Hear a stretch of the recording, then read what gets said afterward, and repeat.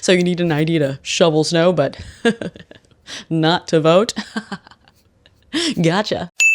Number 1, if you've ever had a job before in the United States, then you should know what it requires for tax purposes. So I'm going to assume anyone who doesn't understand that has never had a job in their lives. But number 2, this is what New York State requires to register to vote. A valid New York State ID, a zip code, and a social security number. You have to prove your identity, and then your citizenship is proven through your social security number. And I know what you're going to say. Oh, well, so then why do you have a problem with the SAVE Act?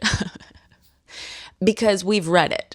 The SAVE Act requires very specific types of ID, which are both far more difficult to get and can be a lot more expensive. The number 1 option being a passport, which requires a $130 application fee. If you get approved, it's another $35 to receive it. Now, a passport card, to be fair, only costs about $65 all in, but that has very limited application. Either way, only about half of Americans have passports because they're expensive, and so is travel. And that's even before we get to the costs of acquiring the documents you need for a passport. And of course, the wait time. It can take months. Don't forget that the entire process is controlled by the federal government. Anti-big government who? Now, the alternative to a passport is a birth certificate, which can be a huge pain to get, especially if you don't live where you were born, and an ID with a matching name. You changed your name, because you got married, you're going to run into some trouble. And all this not only makes it significantly harder to vote in the first place, but also constitutes a poll tax, which is unconstitutional. Oh, but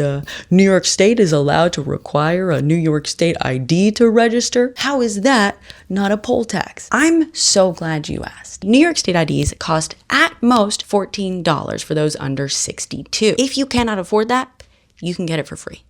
You can get it for free. Obviously, you have to prove financial hardship. So if you receive any sort of benefits, SNAP, SSI, welfare, etc., you are eligible. No such exception exists for US passports. Oh, and don't forget that you don't have to wait several weeks, if not months, to receive the ID to then register to vote. If you have all the documentation when you are getting a New York State ID through the DMV, and again, remember a social security number, which confirms citizenship, you can register to vote right then and there, even if you don't have the physical card. And they cannot delay the registration by claiming that it's taking too long to process your documents or getting it lost in the mail. So, does that clear it up, you weirdos? New York State does require ID and proof of citizenship. The difference is all of those things are easy to get and can be free.